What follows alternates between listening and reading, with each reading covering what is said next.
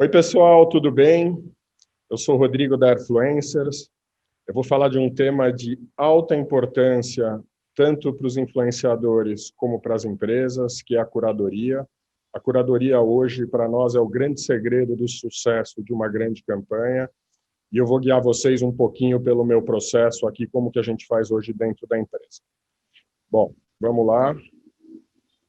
Primeiro, eu vou me apresentar. Eu fundei a Airfluencers. A Airfluencers é uma empresa de tecnologia e uma agência. Nós temos um foco muito grande em data-driven.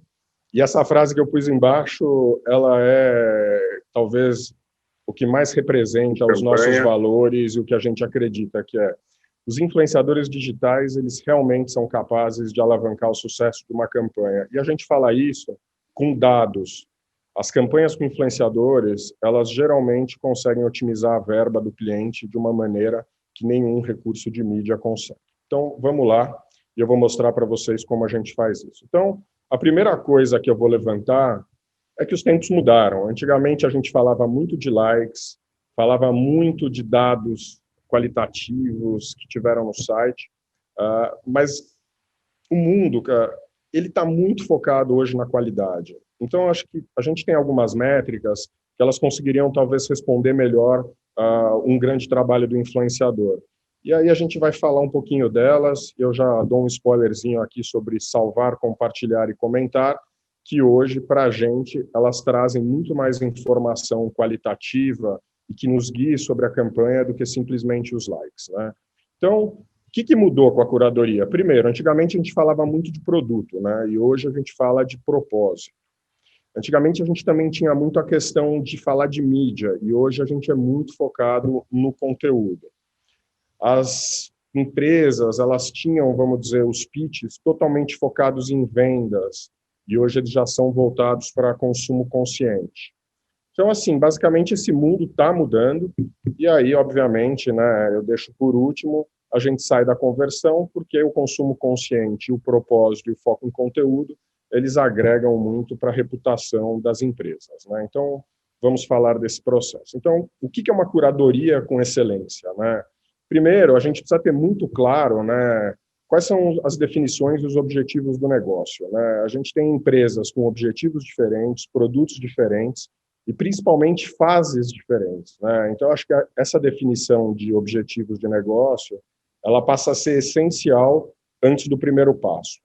Depois, a gente vai falar de definição e alinhamento de target, né? Com quem que a gente vai falar, qual que é o nosso target, isso é extremamente importante no processo de curadoria. E aí, por último, a partir do momento que eu defini os meus objetivos de negócio, defini e alinhei o target, aí eu vou para a curadoria, onde eu vou pegar um briefing, eu vou fazer a busca desses influenciadores, eu vou planejar uma ação, eu vou co-criar com eles e depois a gente vai fazer as projeções e análises de KPIs. Então, vamos passar por esses 3 processos rapidinho. Bom, definição de objetivos, né? Acho que vocês já viram muito esse funil de conversão.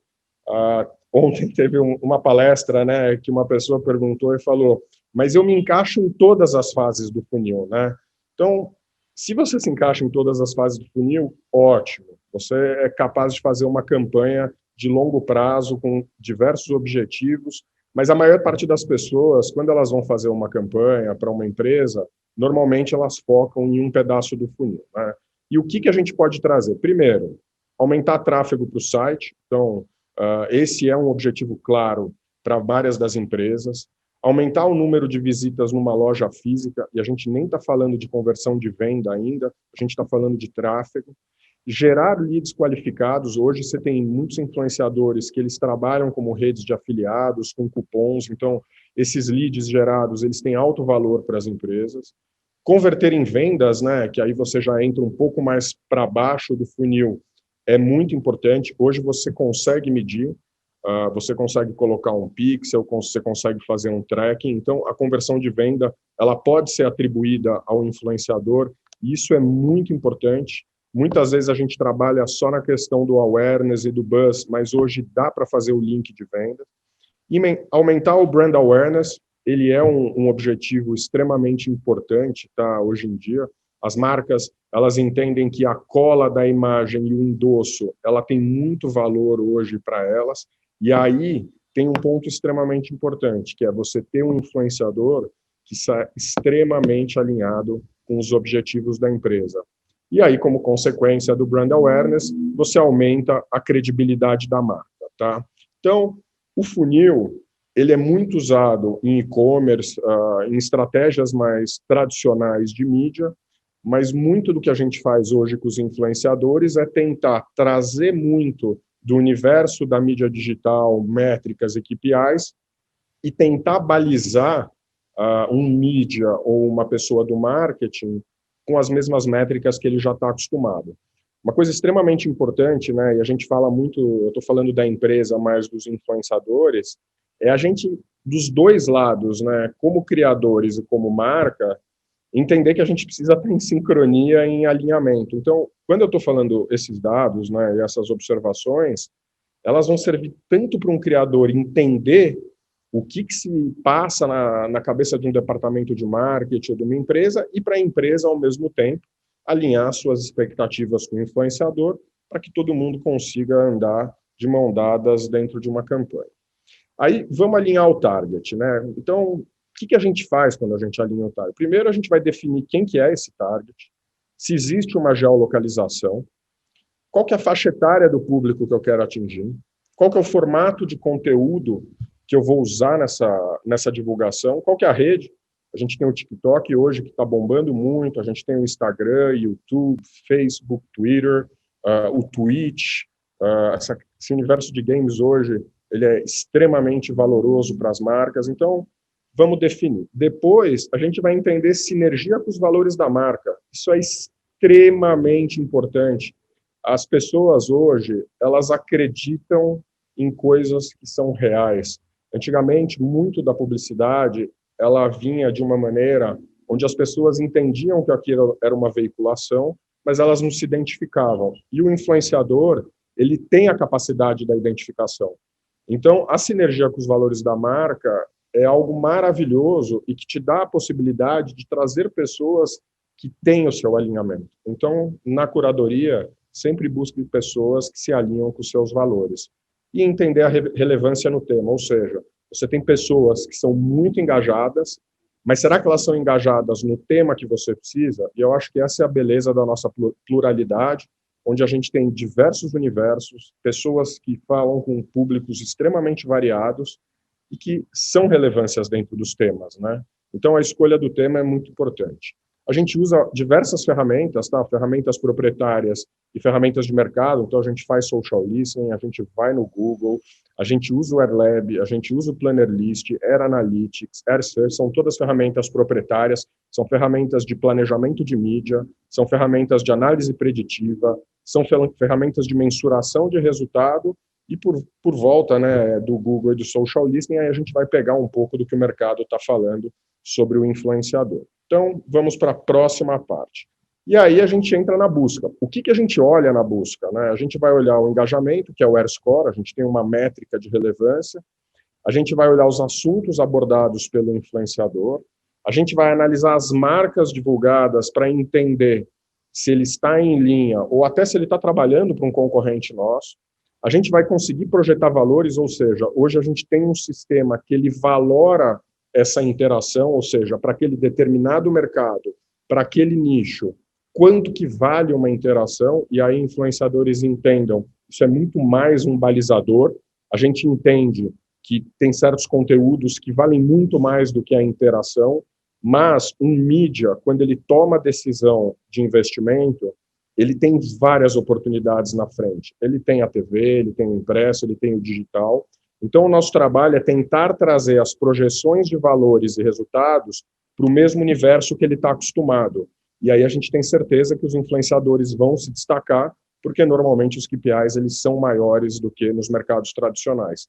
E, por último, a gente vai fazer uma análise de fraude e desastre, né? Isso é um assunto muito comum no dia a dia, eu deixei ele um pouco embaixo, mas a gente sabe que as marcas têm uma preocupação muito grande com o endosso. Então, um dos trabalhos, vamos dizer, mais demorados que a gente faz aqui é uma análise de desastre, enfim, para entender o que aconteceu na vida desse influenciador antes de recomendar um endosso de uma marca através dessa pessoa, tá? Então, vamos lá, a gente escolheu os influenciadores, a gente fez o processo de categorização, e agora eu vou trazer um dado para vocês, né? A gente fala muito dos micros e macros, né? Então, aí que vocês conseguem dar uma olhada no engajamento, e vocês vão perceber que quanto menor o influenciador, mais engajado e relevante ele é. Por quê? A gente tem um processo de patente que chama índice de proximidade. O índice de proximidade, ele fala da correlação dos seus seguidores com você. Uma pessoa que tem menos seguidores, ela consequentemente vai ter a família, as pessoas que conhecem, os amigos, quem estudou, quem trabalha.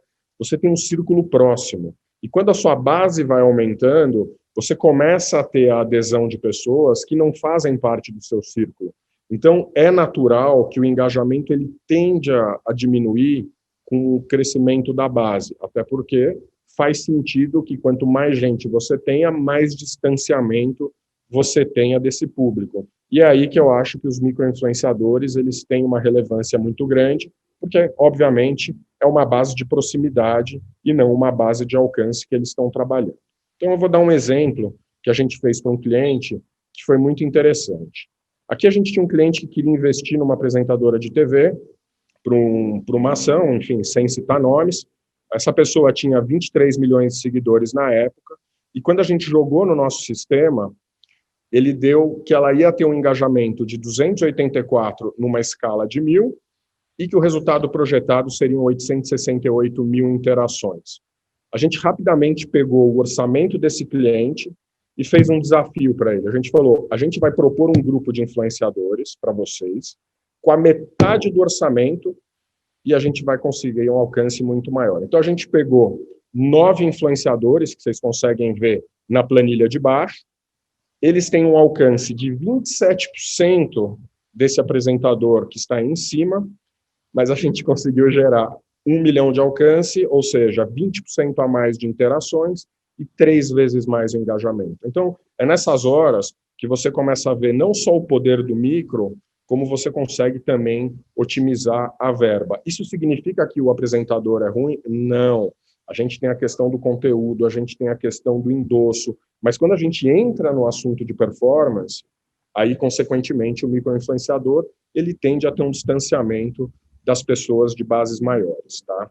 Então, vamos lá para um outro exemplo de curadoria, aqui na parte já de resultado. Então, assim, depois que a curadoria aconteceu, a gente vai projetar resultados, tá? Então, a gente vai analisar qual que é a estimativa de downloads, de visitas, de conversões de vendas e menções de marca. Então, entendam que essa é a última fase do meu processo de curadoria, onde eu começo a analisar resultados futuros para já projetar para o meu cliente o que ele tem que esperar, tá? E aí eu vou mostrar um outro case para vocês de grande sucesso que passa um pouco isso. A Web Motors, ela tinha uma campanha regional, essa campanha era em Blumenau, e grande parte dos desafios deles eram gerar propostas de vendas para veículos, mas eles entendiam que a rede social estaria muito mais focada em buzz do que numa geração de leads em si. E a gente conseguiu provar que a gente conseguia vender também com os influenciadores. Então, como vocês veem em cima, era uma campanha de awareness, era sobre um mega feirão nacional, e era uma ação geolocalizada em Blumenau. A gente recomendou 4 micro-influenciadores que eles não conheciam. O AirScore médio desse time era 820, então era um engajamento extremamente alto. Eles tinham 4 posts e 25 stories, e a gente conseguiu aumentar em 2% as vendas da região com um investimento de 20 mil. Então, acho que isso mostra como você consegue, com micro-influenciadores, impactar o negócio do seu cliente, não só no buzz, mas também no resultado esperado, que para muitos deles é vendas, tá? Se vocês tiverem dúvidas, eu estou vendo algumas coisinhas, vão mandando elas no feed, daqui a pouco eu vou responder para vocês, não se acanhem, tá? Pode colocar ali e eu vou tentar responder tudo que vocês tiverem de questionamentos, tá? Então, para a gente concluir, tá, antes do Q&A, eu vou, vamos dizer, amarrar todo o processo, e aí eu queria que você se perguntasse, né, se você realmente está fazendo uma boa campanha. Então, o que seria para nós as melhores práticas de mercado? Primeiro, tenha os seus objetivos de campanha e os targets bem definidos. Segundo, você tem que estar atento às métricas e considere não só o quantitativo, mas o qualitativo. E se vocês verem, eu coloco uma exclamação no qualitativo. Por quê? Porque o conteúdo do criador, ele é muito valioso. E por mais que nas empresas e nas áreas de mídia, o quantitativo ele tem um peso muito grande, até no comparativo com os outros canais, o qualitativo é onde você consegue diferir a qualidade do conteúdo que vai ser o sucesso da sua campanha. Então, é nesse momento que eu tento fazer uma sinergia entre os influenciadores e as empresas, os contratantes. A gente sabe que os influenciadores eles têm um amor pelo seu conteúdo, e isso é de extremo valor para um bom resultado, mas, por outro lado, a gente sabe que as empresas elas fazem uma cobrança muito grande na parte de métricas de distribuição. Por quê? Porque o influenciador ele tem dois papéis. Ele tem o papel de gerador de conteúdo e de distribuição. Obviamente, não todas as vezes, mas grande parte do tempo. Então, assim, é muito importante que isso fique bem claro, até para que as duas pontas, né, o contratante e o contratado, eles estejam na mesma página quando uma campanha for para o ar. Depois, vocês precisam estabelecer os processos de análise e curadoria. Isso é muito importante, tá? Você tem que ter as métricas claras, vocês têm que entender quais são os objetivos antes da campanha. E, por último, avaliar os resultados e comprovar a estratégia que volta no que você fez no 3, que foi estabelecer os processos de análise e curadoria. Ou seja, vocês conseguem ver que o processo ele é muito amarrado do começo ao fim. Hoje, quando a gente faz, né, as campanhas para os nossos clientes, isso passa por uma equipe de consultoria que veio de empresas como Nielsen e McKinsey. A gente faz análise preditiva, a gente tem um banco normativo aqui dentro que já rodaram mais de 9.000 campanhas, a gente tem mais de 35.000 influenciadores cadastrados dentro da nossa plataforma de metrificação. Então, assim, isso dá um benchmark bem grande para a gente do que o mercado está fazendo, do que as pessoas estão fazendo. A gente consegue ver, antes da campanha acontecer, qual que é o resultado que ela vai entregar. Então, os influenciadores, como as outras mídias, eles também possibilitam que a gente tenha uma assertividade muito próxima antes da campanha acontecer, usando análise preditiva. E isso é muito bom, porque a gente entra na seara das outras mídias e faz com que as pessoas dentro das empresas, áreas de mídias e marketing, comecem a ver os influenciadores com mais seriedade e entendam que eles são um canal de distribuição extremamente poderoso e que, se tiver os KPIs na mesa, normalmente eles vão bater o das outras mídias. Então, invista no processo de curadoria, invista na análise, invista em dados, olhe para o conteúdo do influenciador, óbvio, com um olhar de conteúdo, não só de distribuição, e se você fizer esse caminho, eu tenho certeza que você vai ter uma campanha de sucesso. Influenciadores, eles dão muito certo, basta que o processo tenha sido feito com cuidado e que os objetivos sejam bem definidos. É isso aí. Agora a gente vai partir para um Q&A. Vocês vão ter a possibilidade de fazer perguntas aqui para mim e estamos juntos. Essas são as nossas plataformas, usem o nosso cupom, ele é nosso site e a gente vai estar junto com vocês agora para responder. Primeira pergunta, que é a pergunta que todo mundo fez, tá bom? Se você pode disponibilizar a sua apresentação para o pessoal está querendo receber esse material para estudar. E a outra coisa que surgiu aqui, agora o pessoal tá, meu Deus, peraí, falem menos para eu chegar nas perguntas. Peraí. Acho que parou agora, Bia. Acho que parou, isso. Eu vou começar com uma pergunta simples aqui. Como o influenciador entra no casting de empresas como a Airfluencers? Vamos lá, a gente tem alguns caminhos hoje. Se você entrar no nosso site, você consegue dar o connect, então você entra numa aba que chama influenciador, ele tem ali o nosso aplicativo, então você tem dois caminhos, ou você baixa o aplicativo, ou você entra pelo próprio site e você faz parte da nossa base. E a gente tem um terceiro caminho, que é os clientes, quando eles usam os gerenciadores de campanha, o setup das campanhas também gera um connect para o influenciador. Então, ele basicamente tem 3 portas de entrada para a nossa base de dados. Vamos lá, então. Algumas pessoas perguntaram qual é a métrica, a fórmula para calcular o engajamento que vocês usam. Vamos lá. O AirScore é uma métrica proprietária.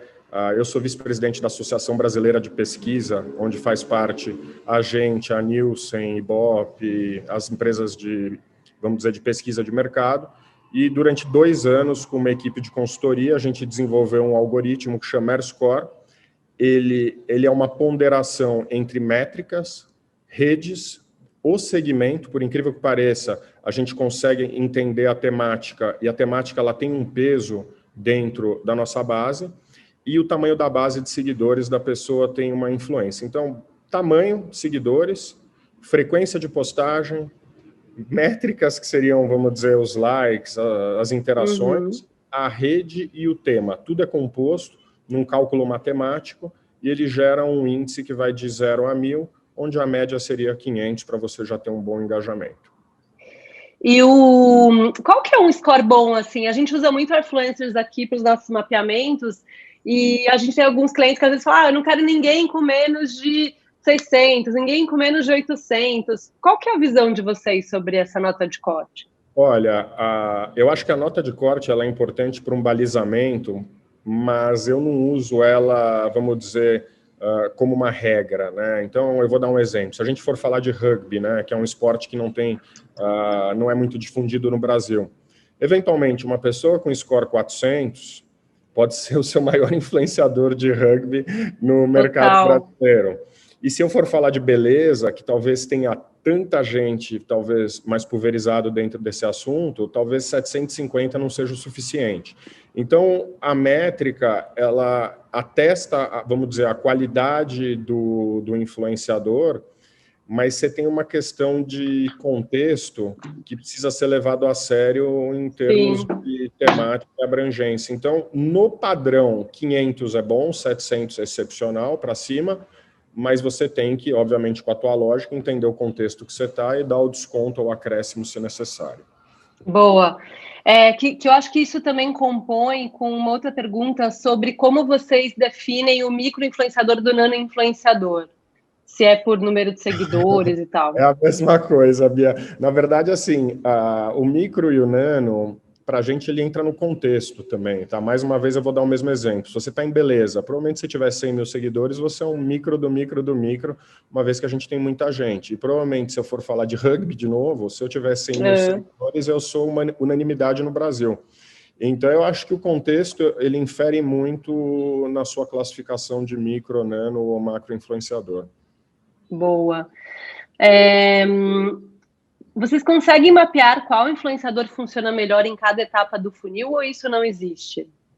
Olha, isso existe super, na verdade. Eu acho que faz parte do processo de curadoria.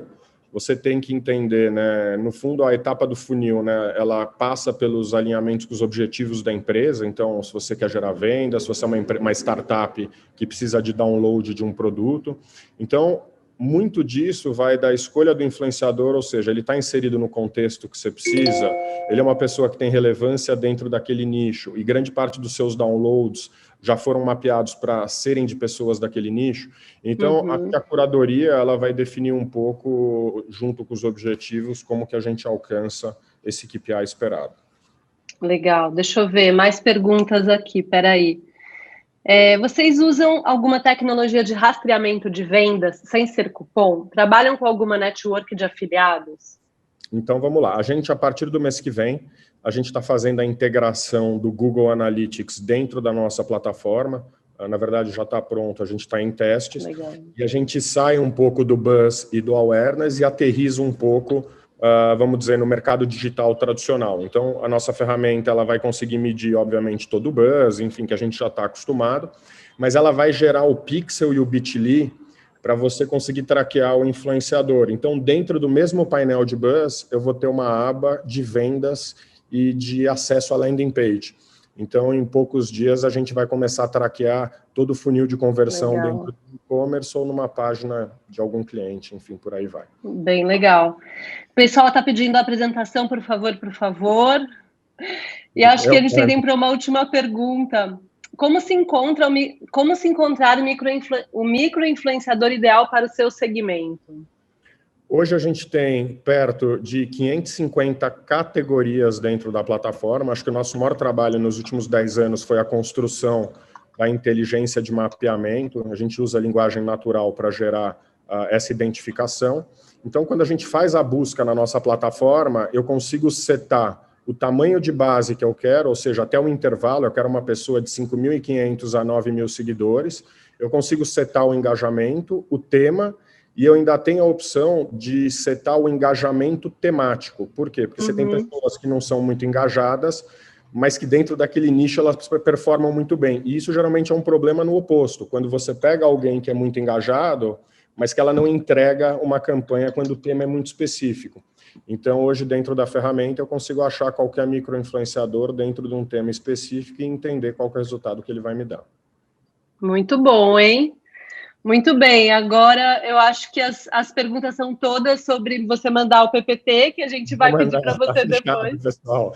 Eu mando para a Bia distribui para vocês, não tem problema, é um prazer distribuir esse material. Fechado, fechadíssimo. E o pessoal já está super ansioso pelo Felipe Neto. Felipe Neto vai estar aqui daqui a 5 minutos, então já está todo mundo, Felipe Neto!